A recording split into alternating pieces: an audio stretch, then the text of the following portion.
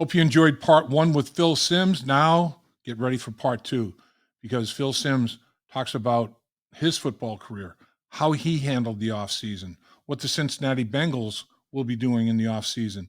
Also, previewing the playoffs, who might advance to the Super Bowl, who he likes in that regard. Phil Simms is a football savant. There's no question about it. Great player, great broadcaster. He also talks about working with youth at his football camps, and that's interesting for a lot of people as well. So you made a great decision to join us for Phil Simms Part 2.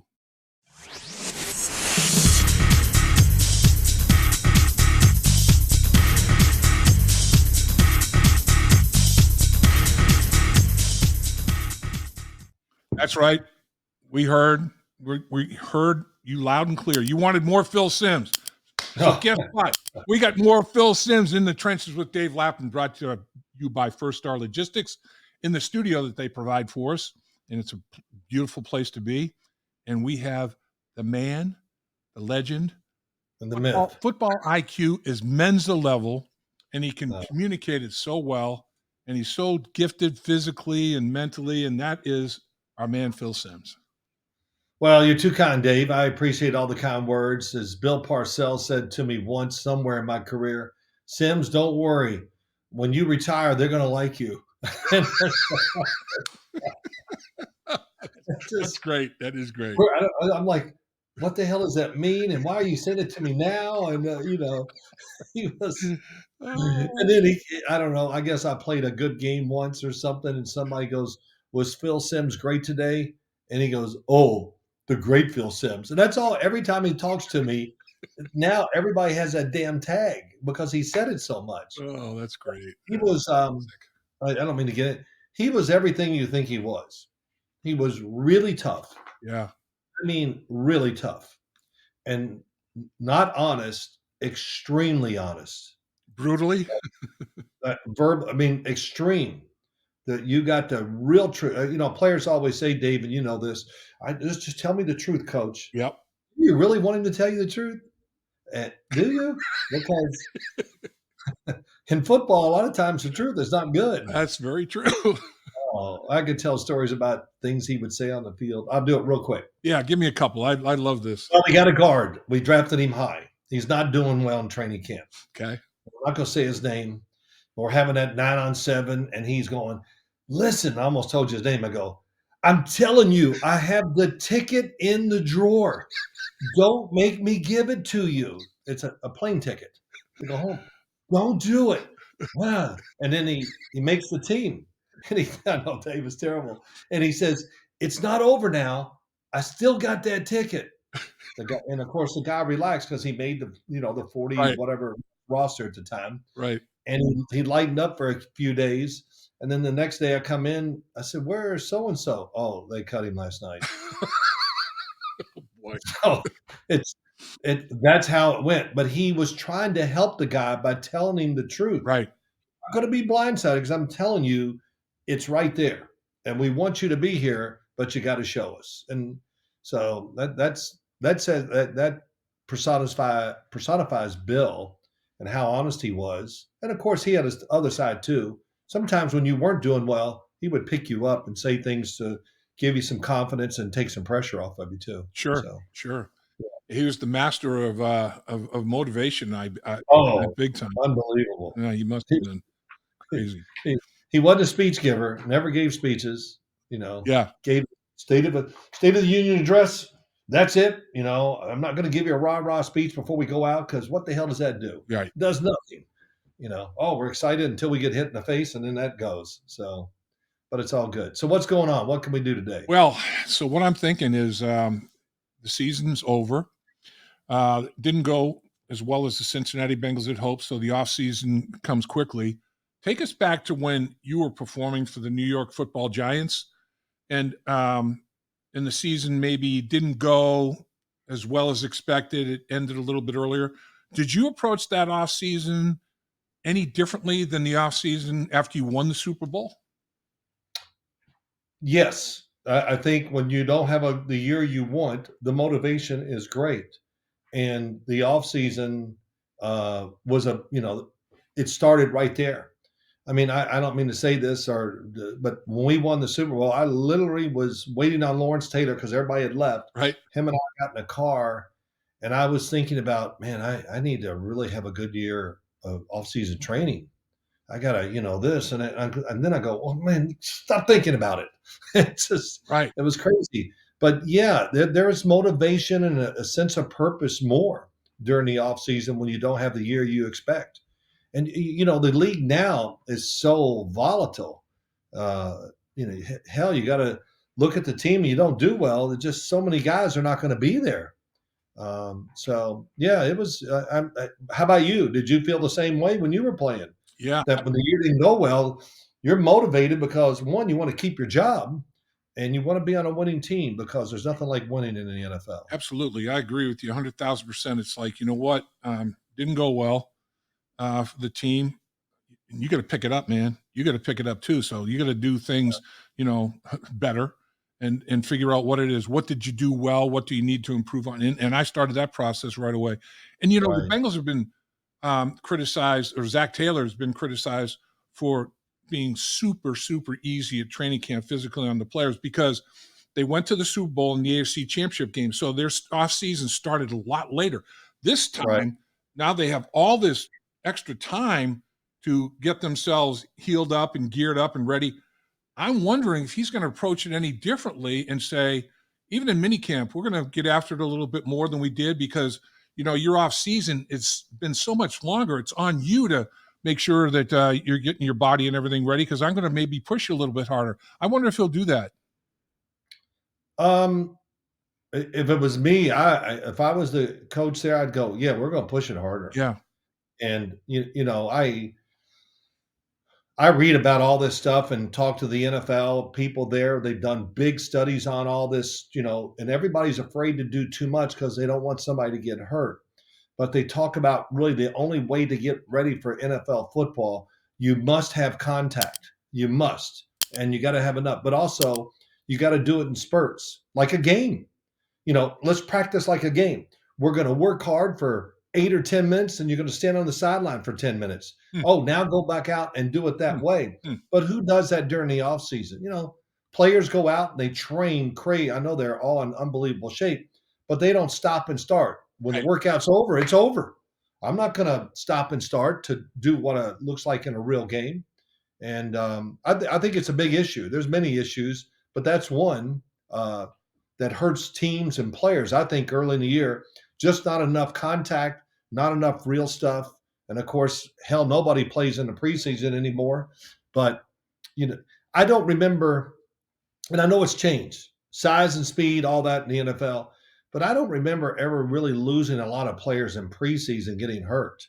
And damn, we played a lot. I'm Yeah. sure. Did you play a lot too when you were there? Yeah. Yeah. I mean, we played 3/4 of the football game. Actually, we played the full football game almost up until like the third preseason game. Then they'd start backing us off.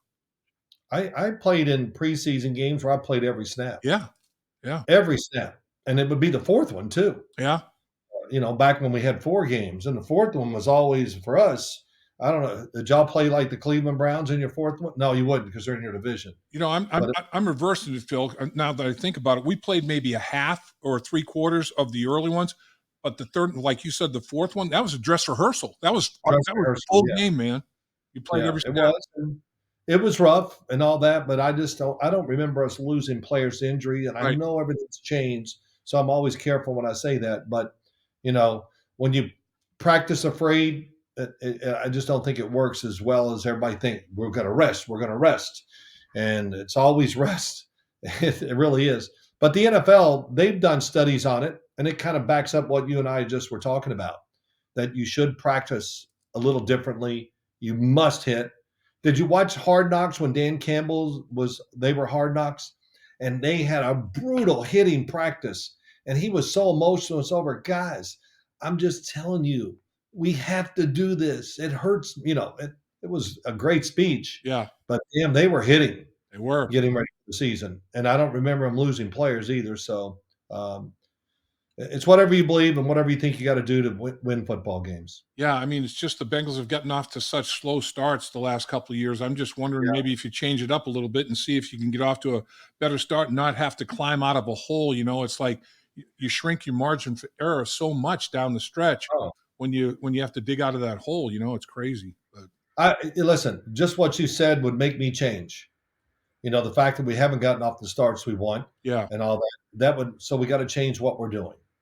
And create a little different atmosphere here, whatever, and do it differently to give us a better chance of getting off. There's nothing like being a player and winning the first game, but go 2-0. Oh my gosh, I'm floating through the air here. I feel yeah, so good.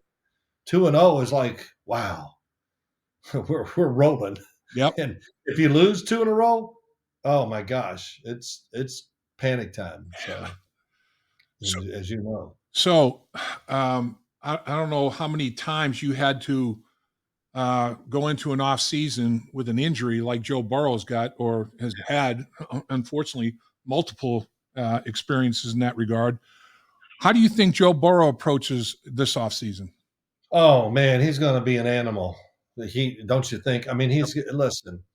It's crushing for him to stand over there, watch the offense and the team win games, whatever, and just go, "Oh my gosh!" Just to be out there and just he's such a good player that whatever was going on in the field was only going to be helped and be better if he was out there. Yeah, At no time did I think, "Wow, Jake Browning might be as good as Joe Burrow." That never crossed my mind, and that's not against Jake at all, but sure. it's. I'm almost was surprised that he was even on the sideline. Sometimes you just go, let me set up in a box somewhere with the coaches or whatever to get out, just to because it separates you a little more. When Yeah. you got to sit there and watch it, oh, it's the worst. And I could tell by his expressions and all that. We didn't need to see him anyway. How depressed he was, the fact that he wasn't out there playing with his teammates. He and Jake Browning have a tremendous relationship, and you know how important that is for the quarterback room to be, Yeah. stable and positive and in every way like that. And I mean, Jake Browning, like you said, Phil. I mean, his first couple of starts, it was historic. I mean, it was Oh, it was not unbelievable. just Bengal records. We're talking the best ever. It's like, oh my gosh. Yeah. But Joe Burrow is a unique and special talent. But when you unearth a quarterback that is as capable as Jake Browning as a backup, that's like gold, man. That's like you mine some gold. Your margin of error goes up, or it gets better, I should say, Yeah, however, yeah, whatever. But yeah, if your starter gets hurt, at least you have a chance to win with your backup. And many, many teams in the NFL, they don't know much about the backup until he's got to get in there and play. And you're not going to give them time during the season. You try to work them in training camp and preseason games. But come on, I get fooled every year. I'm the worst. I buy into preseason games. Just see how that guy played, and then they just can't do anything once the season starts. They go, man, I do this every year. I'm going to quit putting. I want to watch them play, but I'm not going to grade them and go, "Oh, this quarterback, oh my God, he's great." And right. you know, I'm the worst. I buy it. I do it every single year, but not anymore. This past year, it got me, and I won't do that. So But Jake Browning, in a small sample size, showed quite a bit. I mean, he showed unbelievable accuracy. He showed an ability yes, to extend and create plays. Do you think there are 32 quarterbacks in the National Football League better than Jake Browning? Do you think Jake Browning may have earned himself a starting job somewhere? Now, he's under contract with the Bengals, so he's not really going anywhere right now. But do you think he really moves his career along to that extent? I hope he gets a raise this year from the Bengals. They got to feel good about their backup. And do I think there's a starting job out there waiting for him? And I don't mean to. I'm not being mean. No, there's not. And that's not going to satisfy the front office, the fans, whatever, if they go get Jake Browning after this, you know, what he's put out there so far. We're talking about look at this year. Right. All the guys that were drafted last year. Look at the quarterbacks coming out this year. They're coming out in droves now. So teams are looking for something. Not I'm going to say a little more, but what I said, he's solidified himself as a backup. And how's he get a starter job? To if his time comes again, play so well that they go, wow, we might have to make him the guy instead of the starter. That's not going to happen in Cincinnati, but it can happen in other places, that's for sure. Some of these backups are showing what they got, and you almost got to say, are we going to go with this guy next year? Because there's so much change with these starting quarterbacks every single year. It's just, it really is unbelievable. And like, I don't know, I'm just telling you, finally, Green Bay, they've answered the question. Their guy's been on the field, been up there long enough. He's played well enough. He's the man, Yeah. Jordan Love. So he did it the hard way. And if it didn't go well for him here in his fourth year, not playing much before, he would be out and they would go look for another quarterback. But he's done the right thing by himself, that's for sure, and the team. The fact that the Cleveland Browns played 5 quarterbacks, That's ridiculous. 60 quarterbacks, I think, or close to 60, made starts in the National Football League. Oh, it's over 60, yeah. Yeah. How do you change that? How do you protect the quarterback more? You can't. Yeah. Well, you can, but no matter what rules they make, they're still going to hit the quarterback. Yeah. I mean, these guys, we're talking about just some of the pass rushers. Just look at them. I mean, you think you're going to block these guys every play? And I would say you protect these quarterbacks by this: formations, having the right pass protections, and showing a little patience running the football. Just some. So many teams just right away, well, we ran 3 times, we only got 4 yards. Let's go. Let's just throw it every down. And that's the mentality of a lot of coaches too. It kills them to run the ball. And, like you and I had talked earlier about Cleveland, their offense. It's got it all. Yep. It's balanced everywhere. So it's hard to just sit there as a defensive end or a tackle going, I'm going to the quarterback, because you don't know what they're going to do. They're going to move him. They got all the plays, the run plays, the screens, and all that. So that's what you do to keep your quarterback healthy. And saying all that, look what the Browns have just bragged about the Browns, and they're going on their 5th quarterback this week. Yeah. So it's tough, Dave. It's tough. It's changed. Pat Kerwin, who I talk to all the time and works with us at CBS, he said you need to keep 4 on your roster now.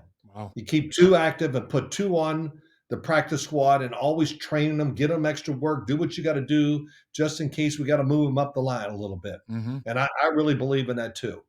That, get a 3rd one that can, knows what he's doing and all that. And the 4th one, get somebody that has a couple physical traits that are off the charts, but he's raw as hell. And we're going to try to groom him and get him going to get him up the chart a little more. And you never know. In 1 year, you might be playing him. Yeah. So as we've seen this year. So that's what I think about that quarterback position. All right, let's talk about the National Football League. Looks for parity. I mean, they'd love to have 16 teams 9-8 and 16 teams 8-9. They're getting closer and closer. It's close. So even the teams that started out gangbusters, Philadelphia starts out 10-1. They've come back to earth, and Right. they've crashed landing, really. When you look at this season, who's playing the best football at the most opportune time, or can Philadelphia rekindle what they had earlier in the season? Who do you think advances as we start these playoffs, Phil? Well, Philadelphia, I keep saying every week, this will be the week they're going to get out of it. They're going to show it and it still hasn't really happened. They beat the Giants and here 2 weeks ago, but the Giants probably had a chance to beat them. They just said, no, we don't want to win. We're just not going to do it today. And that, to me, that's what it looked like, because I got home and watched that game that night, and it was, but Philadelphia, just the pass rush, the offensive line's not been as dominant as I thought it would be, which I've bragged about all year long. Yeah. Everything. So I don't know if they can turn it on and make it happen, because now they're going to have to win 3 playoff games to get the Super Bowl. Yep. So it's that. But the Baltimore Ravens, to me, right now, are the most complete team in the league. And I don't know I think there's a gap between them and the next team. Probably San Francisco, but I think it's a gap. The Ravens, the offensive line, they're loaded with depth and scheme on the defense where they can sack the quarterback. They got a decent secondary. I think they're really, really well coached. And Lamar Jackson, just watching Miami this past week, I thought they had a better chance of winning if they just would have been aggressive against him instead of don't let him out of the pocket. Yeah. Well, he'll dance around back there, and he's got players to throw to now. Right. And he's going to complete those passes. I think the best way to play him is be aggressive and go after him. That's just me. But those are a couple teams. One that's you said Philadelphia, really surprised by what they're doing, Yeah. but also Baltimore. He has built one really good team down there, and of course, who knows it better than you guys? You've got to see them twice a year, and I think they're really reaching a point now. These last couple weeks the best I've seen them play all year.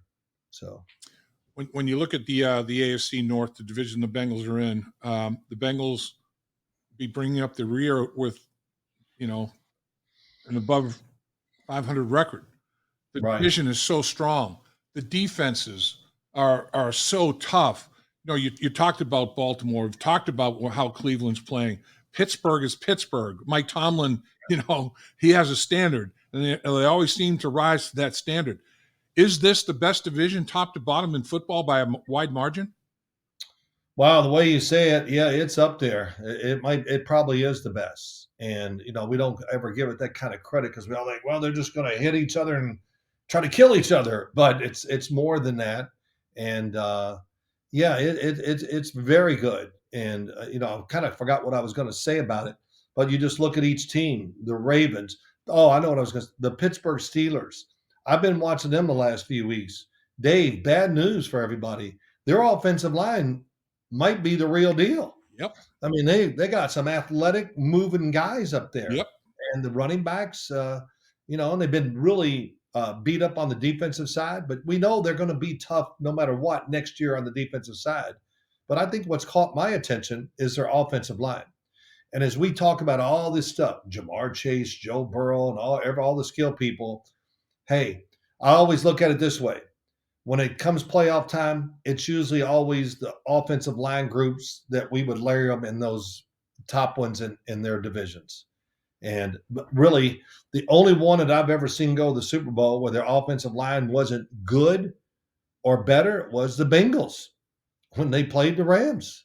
I mean, that line was not that good, but damn, they could overcome it, knew how to work around it, and got it done. Yeah, But usually we lost three see, starters. They lost three starters that year. You're right. yeah, yeah, and it was tough. And the Super Bowl, you think, man, can they block the Rams? But they probably didn't block them that well. But Joe Burrow was getting rid of the football, and they had many chances to win that game. Yep. And yeah, I won't even get into them now. There's a couple that the Rams wouldn't have gone for it on fourth down if they were 3 points down.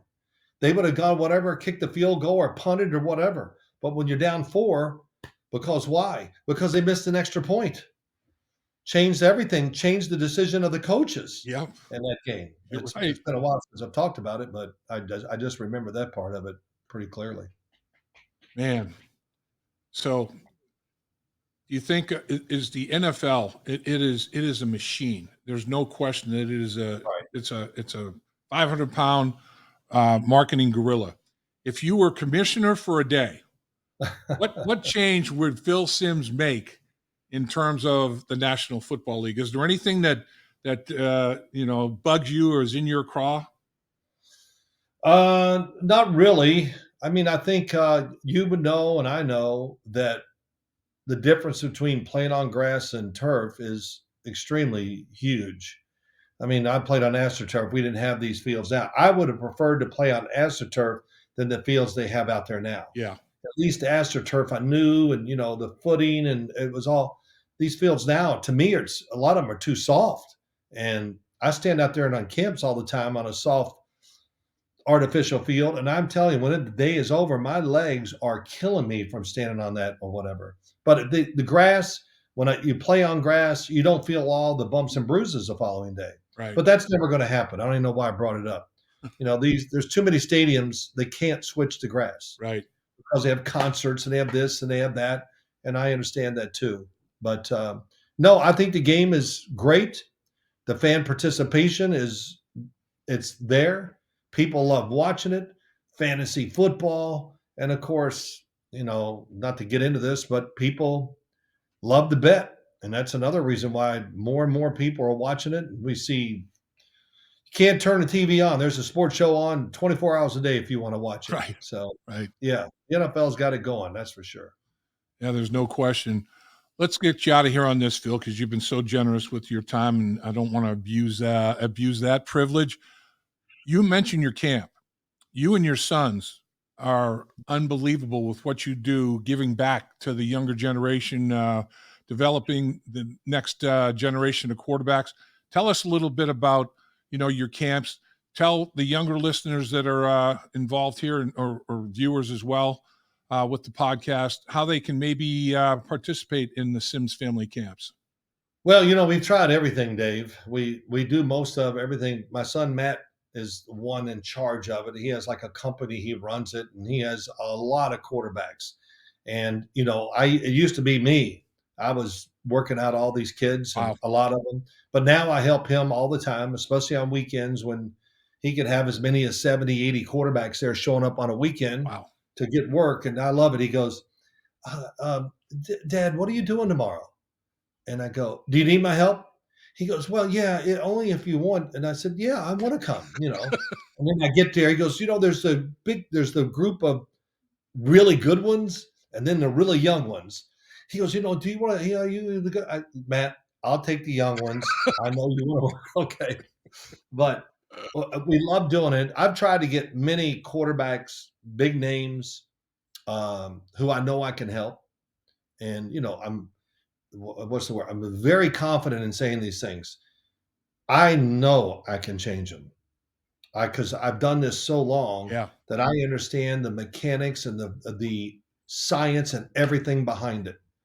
And I have people come and watch, and I tell them this and whatever, and they watch. And I go, they kind of understand it. It's how I judge NFL players. Show me a really good NFL thrower, and I'm just saying that they're doing everything that we teach almost the exact same way. I was 55 years old in a indoor facility with about 20 quarterbacks one day, and my son Matt was there. He was going to work them, and I was going to help him. And I'm warming up and throwing the ball. And man, I am crushing the ball. Really? And literally the best I ever threw a football in my life at 55. Wow. And it was strictly because I had taught so much that I was teaching myself too. And I would pick it up and turn and throw it. And I go, damn, I would have given anything to know this when I played. It would have changed my life. Yeah. Really. I mean, it's that big of a difference. It's like being a golfer and you got to work hard to hit it 300 instead of just making it look easy and then you hit it 330. And that's kind of what throwing is. When you get in the right positions and know what you're doing and all that stuff, it really works big time. I'll give you a good example. Did you notice that Joe Burrow from year 1 to year 2, did his arm get stronger? Absolutely. Absolutely. Then it even got stronger the third year. Yep. Because his technique got better and better and better. Mm-hmm. Gets rid of it quick, but when he wants to drive it, he can throw it hard and not lose control of it. That's when you know you got it. Sorry to go long on this, just want to say this. When you are throwing the football really well as a quarterback, you got it. You got the feel, you're doing everything right. You see it, you really believe it, and you complete it. And because it's about a 1 yard margin. It doesn't matter. I'm going to put it right in there. And it's a great feeling. You become really smart when you can control the football completely. And that's what I always say about quarterbacks that come in the league. If I don't see a difference in them in year 2, then they're doing something wrong. You must be able to make all the routine throws in the NFL. Then you need to make about 2 or 3 or 4 special ones every game. Yeah.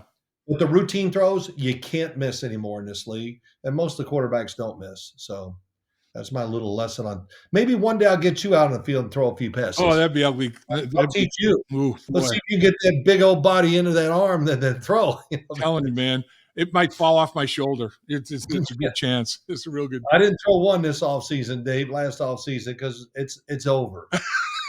That's over. I'm not demonstrating. I'll show you, but I'm not doing it. Yeah, I'm not coaching without the ball, but too many throws. I hear you. That's Phil Simms, ladies and gentlemen, Hall of Fame quarterback, Hall of Fame broadcaster, and now helping other quarterbacks. What Phil Simms is about is making the game of football as good as it can be. That's the bottom line.